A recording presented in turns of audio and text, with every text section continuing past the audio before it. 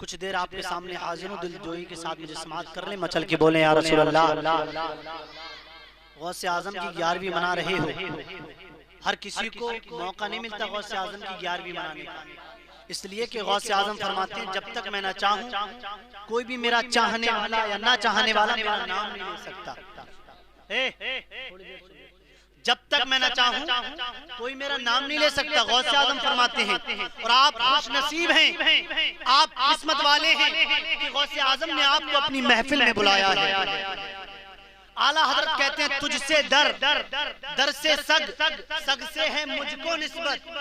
تجھ سے در، غوث اعظم کی بارگاہ میں عرض کر رہے ہیں، یا غوث اعظم تجھ سے در، در سے سگ، سگ سے ہے مجھ کو نسبت۔ میری گردن میں بھی ہے دور کا ڈورا تیرا۔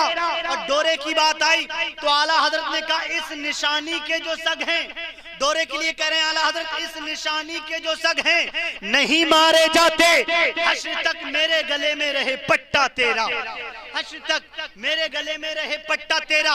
حضرات محترم اعلیٰ حضرت نے اس شعر کو کیوں لکھا آپ کو بتاتا ہوا چلوں۔ آپ مثال لے لیں، دنیا میں دو طرح کے کتے ہوتے ہیں، ایک کتا وہ ہوتا ہے جس کے گلے میں کسی کا پٹا ہوتا ہے، ایک وہ ہوتا ہے جس کے گلے میں کسی کا پٹا نہیں ہوتا۔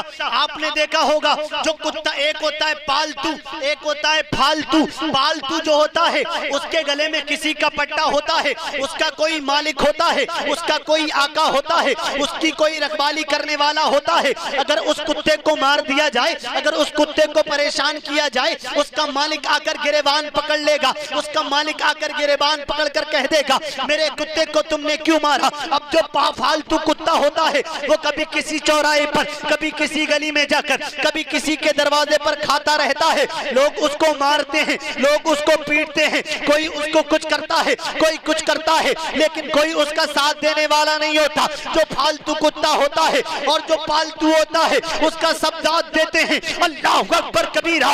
اعلیٰ حضرت نے جو شعر لکھا تجھ سے در، در سے سگ، سگ سے ہے مجھ کو نسبت۔ اللہ اللہ، میدان محشر میں بھی دو طرح کے لوگ ہوں گے، ایک وہ ہوگا جس کے گلے میں، ایک وہ ہوگا جس کے گلے میں پٹا ہوگا، ایک وہ ہوگا جس کے گلے میں کسی کا پٹا نہیں ہوگا۔ ہم جیسے غلامان غوث اعظم ہوں گے، ہمارے گلے میں قادریت کا پٹا، ہمارے گلے میں رضویت کا پٹا، ہمارے گلے میں چشتیت کا پٹا، ہمارے گلے میں مداریت کا پٹا، ہمارے گلے میں برکاتیت کا پٹا، ہمارے گلے میں نوریت کا پٹا، ہمارے گلے میں ابولائیت کا پٹا، ہمارے گلے میں شرافتیت کا پٹا، ہمارے گلے میں بشیریت کا پٹا۔ اللہ اکبر۔ دو طرح کے لوگ ہوں گے، ایک وہ ہوگا جس کے گلے میں کسی کا پٹا نہیں ہوگا، ہمارے گلے میں غوث اعظم کا پٹا، خواجہ غریب نواز کا پٹا، زندہ شاہ مدار کا پٹا، صابر کلیری کا پٹا، وارث دیوا کا پٹا، حاجی علی کا پٹا، حافظ شاہ جمال اللہ کا پٹا، شاہ عبداللہ بغدادی کا پٹا، شاہ درگاہی کا پٹا، اللہ اللہ، شاہ حاجی میاں کا پٹا، زندہ شاہ مدار کا پٹا، احمد رضا کا پٹا، خالد رضا کا پٹا، حامد رضا کا پٹا، اختر رضا، تاج الشریعہ کا پٹا ہوگا۔ ہمیں جنت میں جانے سے کوئی نہیں روک سکتا۔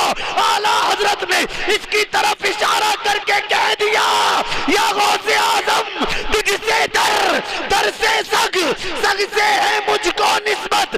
میری گردن میں بھی ہے دور کا ڈورا تیرا۔ ڈورے کی بات آئی، بریلی کا رضا بولا اس نشانی کے جو سگ ہے نہیں مارے جاتے، حشر تک میرے گلے میں رہے پٹا، حشر تک میرے گلے میں رہے پٹا تیرا۔ اس نشانی کے جو، اس شعر کا میں آپ کو مطلب بتا دوں، تجھ سے در، غوث اعظم کی بارگاہ میں اعلیٰ حضرت کہہ رہے ہیں تجھ سے در۔ غوث اعظم آپ کا جو دروازہ ہے، در سے مراد دروازہ، تجھ سے در، در سے سگ، سگ فارسی کا لفظ ہے، اس کا معنی آتا ہے کتا۔ غوث اعظم کی بارگاہ میں جو کتا رہتا تھا، اعلیٰ حضرت کہہ رہے ہیں تجھ سے در، در سے سگ، اور اس سگ سے ہے مجھ کو نسبت۔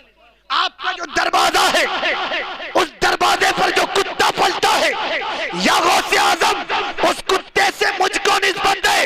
اعلیٰ حضرت کہہ رہے ہیں میری گردن میں بھی ہے دور کا ڈورا تیرا۔ جب ڈورا کہا ڈورا تو میدان محشر کو نگاہوں میں رکھتے ہوئے کہہ دیا اس ڈورے کے، اس نشانی کے جو سگ ہے، مطلب اس ڈورے کی نشانی کے جو کتے ہیں نہیں گلے میں رہے پٹا تیرا، حشر تک میرے گلے میں رہے پٹا تیرا۔ اور یہ شان غوث اعظم کی ہے۔ آج آپ کسی عام ولی کا ذکر نہیں کر رہے، جس طرح سے نبیوں میں میرا نبی ہے، جس طرح سے سید الانبیاء میرا نبی ہے، اسی طرح سے سید الاولیاء غوث اعظم ہے۔ آج آپ دیکھیں مدار پاک، صابر پاک، وارث پاک، امام احمد رضا اعلیٰ حضرت، آپ ان سب کی تاریخ کو پڑھیں اور دنیا کا جائزہ لیں۔ دنیا میں لال قلعہ، دنیا میں انڈیا گیٹ، دنیا میں تاج محل، کوئی تاج محل کو عجوبہ کہتا ہے، کوئی لال قلعہ کو عجوبہ کہتا ہے، کوئی انڈیا گیٹ کو عجوبہ کہتا ہے، اور جو تاج محل کو عجوبہ کہتا ہے، میں نے اس سے کہا نادان مجھے بتا انڈیا میں عجوبہ کیا ہے؟ بولا تاج محل ہے، بولا تاج محل ہے۔ میں نے کہا ظالم، تو نے نہ صابر کلیری کی ہسٹری کو پڑھا، نہ وارث دیوا کی ہسٹری کو پڑھا، نہ امام احمد رضا کی ہسٹری کو پڑھا، نہ مدار پاک کی ہسٹری کو پڑھا، نہ بشیر میاں کی ہسٹری کو پڑھا، نہ حافظ شاہ جمال اللہ کی ہسٹری کو پڑھا، نہ شاہ درگاہی کی ہسٹری کو پڑھا، نہ عبد القادر غوث اعظم کی ہسٹری کو پڑھا۔ اللہ اللہ، میں نے کہا سن، صابر کلیری کی شان کیا ہے؟ میرا صابر خود پردہ فرماتا ہے، خود اپنے جنازے کی نماز پڑھاتا ہے۔ سن شاہ جی میاں کی شان کیا ہے؟ اگر کوئی فتویٰ لینے آئے، میرا شاہ جی لکھ کر نہیں دیتا، پانی کا چھیٹا دیوار پر مارتا ہے، فتویٰ لکھ کر سامنے نظر آ جاتا ہے۔ اگر کوئی مسئلہ پوچھنے آتا ہے، شاہ جی پانی کے چھیٹوں سے مسئلہ بتاتا ہے۔ میں نے کہا تو نے خواجہ معین الدین کی تاریخ کو نہیں پڑھا۔ میرا خواجہ ایک چھوٹے سے انا ساگر میں، ایک چھوٹے سے کاسے میں انا ساگر سما لیتا ہے۔ میں نے کہا صرف تو نے مدار پاک کی تاریخ کو نہیں پڑھا۔ زندہ شاہ مدار مکن پور کی سرزمین پر پہنچ کر ابلیسوں کے سردار دیو کے سامنے جب دین مصطفیٰ پیش کرتا ہے، وہ بھی اپنے گھٹنے ٹیک دیتا ہے، اور مکن پور کی سرزمین پر مذہب اسلام کا جھنڈا بلند کرتا ہے۔ اللہ اللہ، میں نے جب ان تمام مقدس بزرگان دین کی دامن کو پکڑ کر سوال کیا، اے میرے آقا احمد رضا، آپ کی تعریف پڑھنے کے بعد لگتا ہے آپ کا مقام بہت اعلیٰ ہے۔ اے صابر کلیری، آپ کی تعریف پڑھنے کے بعد لگتا ہے آپ کا مقام بہت اعلیٰ ہے۔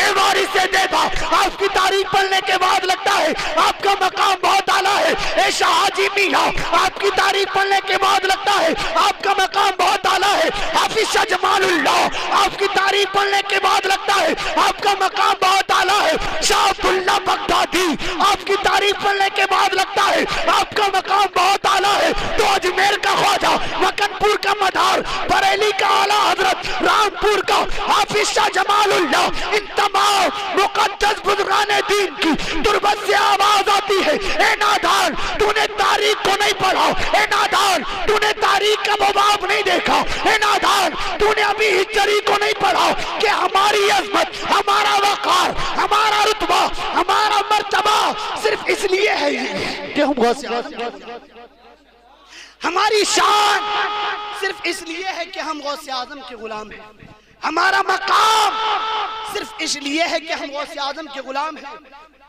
اور غوث اعظم کی شان یہ ہے کہ اعلیٰ حضرت نے فرما دیا، عرض کر دیا اعلیٰ حضرت نے، واہ کیا مرتبہ، واہ کیا مرتبہ، اے غوث بالا تیرا، اونچے اونچوں کے سروں سے قدم اعلیٰ، سر بھلا، سر بھلا کیا کوئی جانے کہ ہے کیسا تیرا۔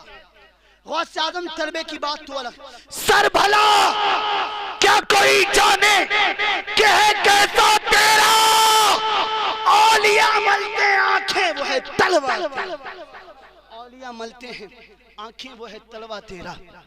یہ شان غوث اعظم کی ہے، یہ مقام غوث اعظم کا ہے۔ جس طرح سے میرے نبی نے جابر کے مردہ بچوں پر ہاتھ پھیر کر جابر کے بچوں کو زندہ کیا تھا، جس طرح میرے نبی نے جابر کی ہانڈی میں اپنا تھوک شریف ڈال کر ہانڈی کو اتنا کر دیا تھا کہ سارا مدینہ کھا کر سیراب ہو گیا، اسی طریقے سے اس نانا کا نواسا، اس دادا کا پوتا جسے دنیا غوث اعظم کہتی ہے، میرا غوث بھی ذبح کردہ، میرا غوث بھی ذبح کردہ مغرب برگی پر اپنا ہاتھ پھیرتا ہے مرغی زندہ ہو جاتی ہے، میرا غوث ٹھوکر مارتا ہے مردہ زندہ ہو جاتا ہے، میرا غوث بچپن کے زمانے میں اپنی ماں کی گود سے چھلانگ لگا کر سورج پر چلا جاتا ہے۔ اللہ اکبر! جس طرح سے نبیوں میں شان ہے غوث نبیوں میں شان ہے میرے آقا کی، جس طرح سے نبیوں میں مقام ہے میرے آقا کا، جس طرح سے نبیوں میں مرتبہ ہے میرے آقا کا، اسی طرح سے ولیوں میں شان ہے غوث اعظم کی، اسی طرح سے ولیوں میں مقام ہے غوث اعظم کا، اسی طرح سے ولیوں میں مرتبہ ہے غوث اعظم کا۔ ہم ساری زندگی تعریف کریں، ساری زندگی تعریف و توصیف بیان کریں، ہم نہیں کر سکتے۔ ہم تو اتنا کہہ سکتے ہیں کہ نبیوں میں جو نانا ہے غوث اعظم کا وہ نبیوں میں لاجواب ہے، اور نواسا ولیوں میں لاجواب ہے۔ پتہ چل گیا نانا بھی لاجواب ہے، نواسا بھی لاجواب ہے، نانا بھی لاجواب ہے، نواسا بھی لاجواب ہے۔ یہ شان غوث اعظم کی ہے، یہ مرتبہ غوث اعظم کا ہے، اور اللہ نے اتنی طاقت غوث اعظم کو دی ہے، اتنا کیپیسٹی اللہ رب العزت نے غوث اعظم کو دی ہے کہ میرا غوث جب تک نہ چاہے، جب تک غوث نہ چاہے، غوث اعظم جب تک نہ چاہے، کوئی اللہ کا ولی نہیں بن سکتا۔ اللہ کا ولی جب بنتا ہے تو اللہ کی عطا سے غوث اعظم اجازت دیتے ہیں، تب وہ اللہ کا ولی بنتا ہے۔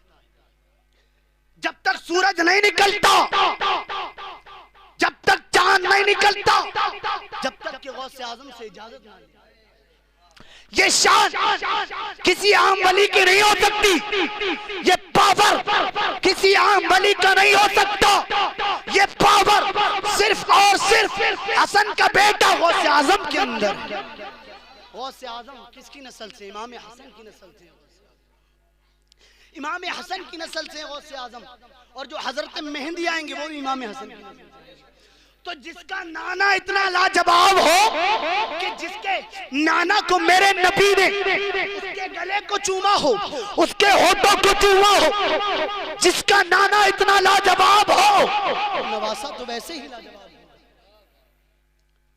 کسی عام ولی کے اندر اتنی طاقت نہیں کہ وہ غوث اعظم کے مرتبے کو پہنچ جائے، اس لیے کہ غوث اعظم کا مرتبہ بہت اعلیٰ ہے۔ تمام ولیوں کے سردار غوث اعظم ہے، اور کسی کو سردار بنایا جاتا ہے تو کسی کو ایسے ہی دیکھ کر سردار نہیں بنایا جاتا، اور غوث اعظم کو ولیوں کا سردار، غوث اعظم کو ولیوں کا تاجدار، غوث اعظم کو ولیوں کا رہنما، غوث اعظم کو ولیوں کا رہبر کسی اور نے نہیں بنایا، کسی دنیا دار نے نہیں بنایا، کسی منتری نے نہیں بنایا، کسی انجینئر نے نہیں بنایا، کسی عام انسان نے نہیں بنایا، بلکہ غوث اعظم کو ولیوں کا سردار اس مصطفیٰ نے بنایا ہے جو انگلی کا اشارہ کرے تو چاند کے 2 ٹکڑے کر دے۔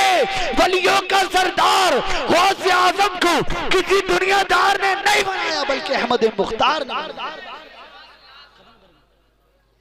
احمد مختار نے بنایا ہے۔ اللہ سے دعا ہے پروردگار ہمارے اور آپ کے گناہوں کو معاف فرمائے۔ استغفر اللہ ربی من کل ذنب واتوب الیہ، فآخر دعوانا ان الحمدللہ رب العالمین۔ کلمہ شریف پڑھنے اشہد ان لا الہ الا اللہ واشہد ان محمد عبدہ ورسولہ۔